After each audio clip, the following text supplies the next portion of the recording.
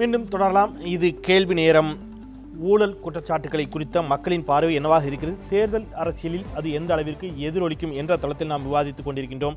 நான் முதல் சுற்றில் நீங்கள் உங்களுக்கான குற்றச்சாட்டு உங்கள் மீது அப்படிங்கிறதுனால அதுக்கான நேரத்தை கொடுத்தேன். நம்ம அந்த வழக்கிற்குள்ளே போகாமல் நான் நேரடியாக மேலோட்டமாகவே வரேன். இந்த குற்றச்சாட்டுகளை வைத்து நீங்கள் மக்கள்கிட்ட நம்புறாங்க நம்மளை. இப்போ நாளைக்கு ஒருவேளை 2Gயில் விடுதலை செய்யப்படலாம் அல்லது தண்டிக்கப்படலாம், நீதிமன்றம் தான் முடிவு செய்யணும். ஆனால் கடந்த தேர்தலில் ஒரு தீர்ப்பு எழுதி முடித்தன, ஊடகங்களாகட்டும் அல்லது அரசியல் கட்சிகளாகட்டும் மக்களும் சேர்த்தே தான். என்ன ஒரு மனநிலைக்கு வருகிறார்கள், இல்லை இது அவங்க செஞ்சிட்டாங்க. 96இல் அதிமுக மீது அதே போன்ற ஒரு நிலை ஏற்பட்டது. இல்லை ஊழல் செஞ்சுருக்கிறாங்க, ஆனால் நீதிமன்றம் விடுதலை செய்யுது, அது வேறு விஷயம் வைங்க. பட் வாதங்களை வைக்கின்ற பொழுது, ஊழல் அப்படிங்கிற வாதத்தை வச்சு பேசுகின்ற பொழுது அதற்கான ஆதாரத்தை நிரூபிக்க வேண்டிய தேவையோ இதுவோ பொது மேடைகள் இல்லை. இப்போ பாமகவிற்கு எதிராக இந்த வாதங்கள் நிச்சயமாக வைக்கப்படும். இனிமேல் நீங்கள் முன்பு பேசிய அதே அளவிற்கு வீரியத்தோடு ஊழலை எதிர்த்து பேசக்கூடிய ஒரு நிலை இருக்கும்னு நினைக்கிறீங்களா? ஒரு சின்ன தயக்கம் இருக்காதா? அதாவது நிச்சயமாக நாங்கள் எங்களுடைய பயணத்தை நாங்கள் தெளிவாக தொடருவோம். எங்களுக்கு அது உண்டான நம்பிக்கை இருக்கிறது. இந்த வழக்கினுடைய தன்மையை மக்கள் மன்றத்தில் கொண்டு போக போகிறோம், கொண்டு போய் நாங்கள் கொண்டு போகிறோம். ஆனால் இதனுடைய தாக்கம் தேர்தலில் இருக்குமான்னு கேட்டால் நிச்சயமாக இருக்கும், இல்லாமலாம் இருக்காது. ஏன்னா கடந்த தேர்தலே 2011 தேர்தலே நம்ம பார்த்தோம், அதனுடைய தாக்கம் அதிகமாக இருந்தது. 96லையும் நீங்கள் சொன்ன மாதிரி அதனுடைய தாக்கம் இருந்தது.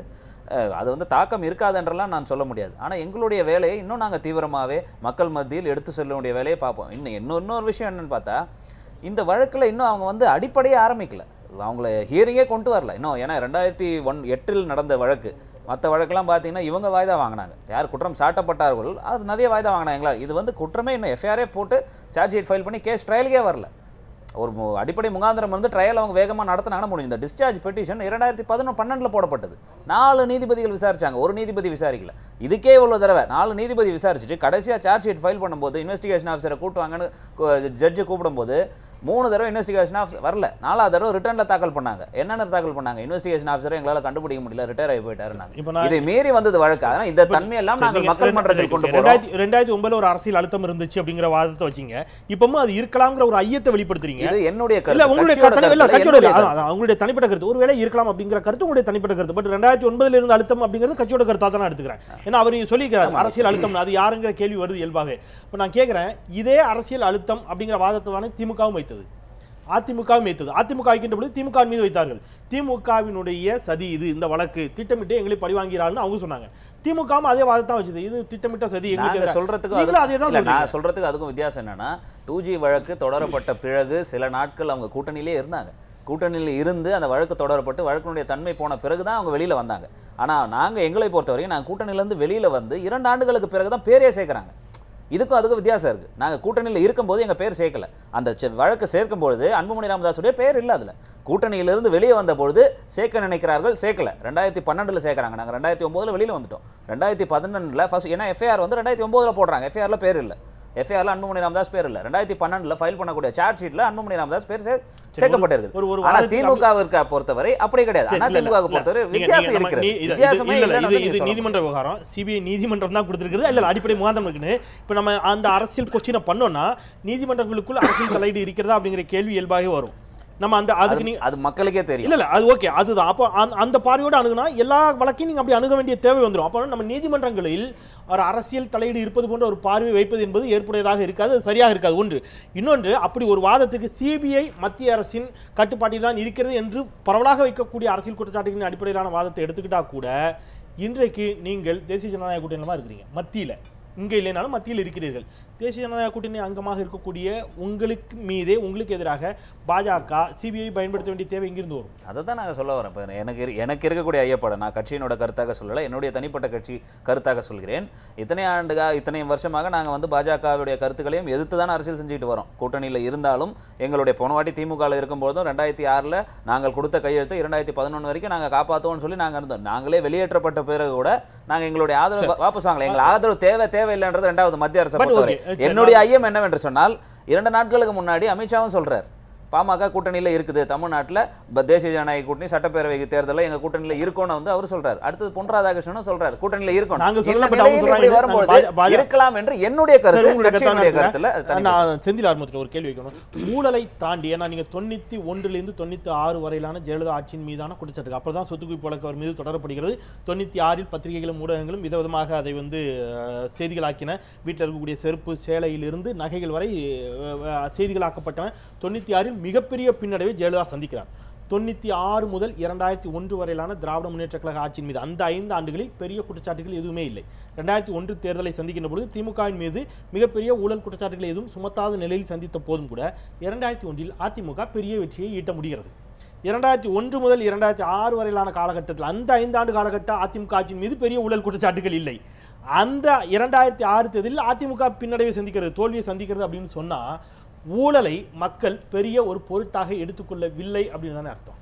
இல்லை, ஏதாவது நம்ம ஊழல் அப்படின்னு சொல்லி பார்க்குறப்ப ஏதாவது ஒரு குறிப்பிட்ட திட்டத்தில் அவங்க வந்து 100 கோடி சம்பாரிச்சிட்டாங்க, சொத்து சேர்த்துட்டாங்க, அந்த அடிப்படையில் மட்டும் பார்க்காம அடித்தட்டு, அதாவது அவன் ஒரு சாமானிய மனிதன் எந்தெந்த இடத்துக்கெல்லாம் போகிறான், ஒரு ரேஷன் கடைக்கு போகிறான், ஒரு ஆஸ்பத்திரிக்கு போகிறான், ஒரு ஸ்கூலுக்கு போகிறான், தாசில்தார் ஆஃபீஸ்க்கு போகிறான், போலீஸ் ஸ்டேஷன் போகிறான், ஒவ்வொரு இடத்துக்கு போகிறப்பையும் அவரை பொறுத்தவரைக்கும் அவர் கையிலேருந்து இழப்புகள் ஏற்படுது. ஒன்றும் லஞ்சம் கொடுக்க வேண்டியது அந்த மாதிரி அது என்ன ஒரு அந்த மனிதன் வந்து இந்த அரசியலையோ மற்ற சமூகத்தை எப்படி மதிப்பிடுறான்னா தன்னோட வாழ்க்கைக்கு இந்த அரசாங்கம் எந்த வகையில் வந்து ஒத்துழைக்குது, அது இடையூறாக இருக்குதா, அந்த அடிப்படையில் தான் பாக்குறாங்க. ஏன்னா ஒவ்வொரு 5 நீங்க சொன்ன மாதிரி சில காலகட்டங்கள் எல்லாம் எதுவுமே நடக்காம இருந்து கூட ஆட்சி மாற்றம் நடக்கும். அப்ப என்னன்னா இந்த அரசு எந்த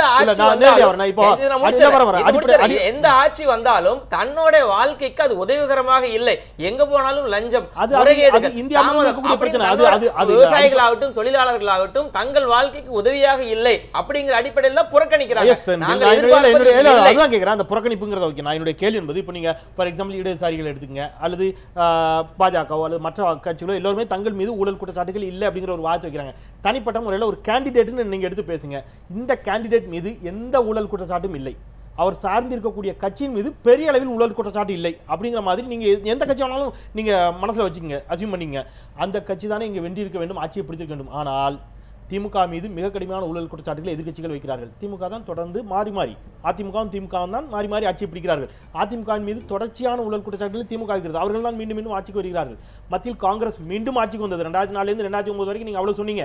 2009 திருப்பி ஆட்சிக்கு வராங்கன்னு சொன்னா ஊழலை தாண்டி மக்கள் அரசியல் கட்சிகளையும் அரசியல்வாதிகளையும் தேர்ந்தெடுப்பதற்கு வேறு ஏதோ காரணம் இருக்குது நம்ம எடுத்துக்கலாமா, அல்லது மக்களே கரெக்ட் ஆயிட்டாங்கன்னு எடுத்துக்கலாமா? இல்லை, இதில் என்னென்னா அடிப்படையில் வந்து இது வந்து தேர்தல் முறையில் தான் போய் நிற்குது. இது என்னென்னா யார் வந்து ஒரு ஓட்டு கூடுதலாக வாங்கலாங்களோ அவங்க தான் ஜெயிக்கிறாங்க அப்படிங்கிற இன்னைக்கு ஃபர்ஸ்ட் போஸ்ட் சிஸ்டத்தில் இன்றைக்கி இருந்துட்டு இருக்கிறோம். அந்த அடிப்படையில் மக்கள் என்ன பார்க்குறாங்கன்னா நம்ம வந்து போடுற ஓட்டு வேஸ்ட் ஆகிடக்கூடாது அப்படிங்கிற அடிப்படையில் பார்க்குறாங்க. இப்போ நான் 3வது மணி நீங்கள் சொன்ன மாதிரி நியாயமாக இருக்கிற ஒருத்தருக்கு நான் ஓட்டு போடுறேன், அவர் வந்து மொத்தம் வந்து வாங்கின ஓட்டுக்கு தகுந்த மாதிரி அவருக்கு சீட்டு கிடைக்கும் அப்படிங்கிற மாதிரி ப்ரொபோஷனல் ரெப்ரஸன்டேஷன் அண்ணா காலத்திலேருந்து அது வலியுறுத்தப்பட்டு கொண்டு இருக்குது. அந்த மாதிரி வந்து விகிதாச்சார பிரதிநிதித்துவம் எல்லாம் வரக்கூடிய காலகட்டத்தில் வந்து மக்கள் யோசிப்பாங்க, அப்ப நம்ம போடக்கூடிய ஓட்டுகள் வீணாகாது அப்படிங்கிற நிலை வர்றப்ப வந்து மாத்தி யோசிக்கிறதுக்கான வாய்ப்புகள் வர நீங்க அதோட சேர்த்து இந்த கேள்வி உள்வாங்க.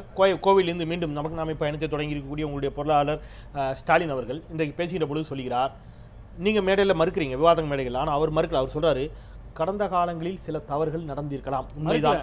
நான் மறுக்கல. இல்ல பொதுவா திமுக இல்ல நாங்க அப்படி இல்ல நடந்திருக்கலாம், ஆனால் இனிமேல் நிர்வாகம் அவ்வாறு இருக்காது, ஊழல் இருக்காது, குற்றச்சாட்டு இருக்காது, நேர்மையான நிர்வாகம் நடக்கும்னு சொன்னாலே கடந்த காலங்களில் திமுக ஆட்சியில் இவை இருந்திருக்கிறது அப்படின்னு தான் அர்த்தம். Very good. நான் அவர் எதை மனசுல நான் வெளிய கேட்றேன்,